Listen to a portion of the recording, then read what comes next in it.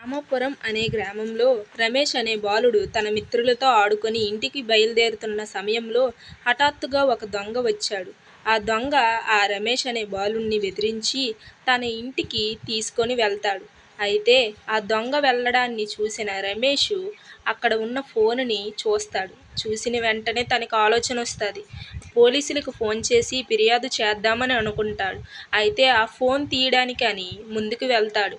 Phone తీసి తన సరౌండింగ్లో ఉన్న పోలీస్ స్టేషన్కి ఫోన్ చేస్తాడు. చేసి ఇలా జరిగిందని చెప్తాడు.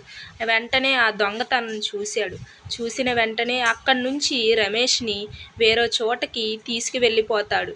తీసుకువెళ్ళిన వెంటనే అక్కడికి వచ్చిన పోలీసు చుట్టూ చూస్తారు. ఇక్కడ ఎవరూ లేరని తన తోటి పోలీసులకు ఫోన్ చేసి ఫోన్ ట్రాప్ చేయమని చెప్తారు. ఆ ఫోన్ ట్రాపింగ్ ప్రకారం వేరే చోట ఉన్నారని తెలుసుకున్న ఆ పోలీసు వెంటనే వాళ్ళ దగ్గరికి వెళ్తాడు. ఆ దొంగని పోలీసు అరెస్ట్ చేసి ఆ బాలుని వెళ్ళిపోమని చెప్తారు.